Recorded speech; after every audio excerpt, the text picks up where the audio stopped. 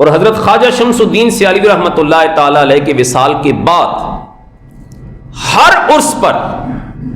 مرید کی حیثیت سے نہیں، خلیفہ کی حیثیت سے نہیں،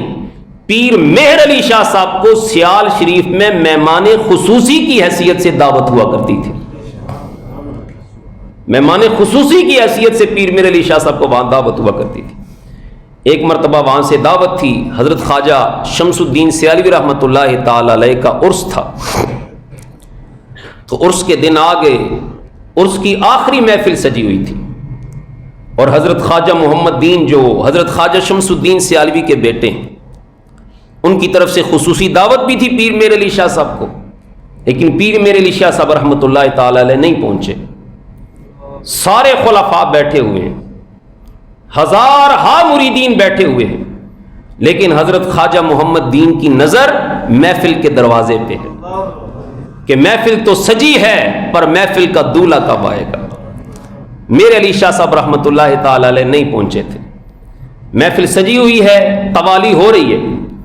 تو ایک شخص ایک خط اٹھائے ہوئے حضرت خواجہ محمد دین رحمۃ اللہ تعالی علیہ کے پاس پہنچا اور جا کے عرض کی، یہ پیر مہر علی شاہ صاحب رحمۃ اللہ تعالی علیہ کی طرف سے خط آیا ہے۔ جب خط کو کھول کے دیکھا تو خط میں لکھا ہوا تھا کہ حضور میں اس مرتبہ بیمار ہوں اور حاضری نہیں دے سکتا۔ حضرت خواجہ محمد دین سیالوی رحمۃ اللہ تعالی علیہ کی آنکھوں سے آنسو نکلنے لگے۔ تمام خلفاء موجود ہیں، یہ پیر مہر علی شاہ صاحب کے آستانہ عالیہ کا حال، آپ کے شیخ کے آستانہ عالیہ کا حال، آپ کے مرشد خانے کا حال، ہزارہا مریدین بیٹھے ہوئے ہیں، سارے خلفاء بیٹھے ہوئے ہیں، لیکن مہر علی شاہ نہیں ہیں، تو حضرت خواجہ ثانی سرکار کو لگتا ہے جیسے کوئی محفل میں آیا ہی نہیں ہے۔ اور حسن اتفاق جب یہ خط حضرت خواجہ محمد دین کو ملا، اس وقت قوالی جو قوالی کر رہا تھا، اس وقت وہ ایک ہندی زبان کا ایک شعر پڑھ رہا تھا، وہ شعر بھی اس وقت کا حسب حال تھا۔ وہ شعر کیا تھا؟ وہ شعر یہ تھا، پیت کا وعدہ کر کے پیا نے، پیت کہتے ہیں دوستی کو اور پیا کہتے ہیں محبوب کو۔ شعر یہ تھا کہ میرے محبوب نے تو مجھ سے وعدہ کیا تھا میں دوستی نبھاؤں گا، پیت کا وعدہ کر کے پیا نے پیت نبھانا چھوڑ دیا، کہ میرے محبوب نے اور دوست نے تو وعدہ کیا تھا میں دوستی نبھاؤں گا، اس نے تو دوستی نبھانا چھوڑ دی۔ اب قوال کو نہیں پتا تھا کس کا خط آیا کس کا خط گیا، وہ حسب حال اپنے موج میں قوالی کر رہا تھا، بس قدرتی شعر فٹ ہو گیا، قدرتی لائن مل گئی، وہ یہ شعر پڑھ رہا تھا، پیت کا وعدہ کر کے پیا نے پیت نبھانا چھوڑ دیا، مہر کی اکھیاں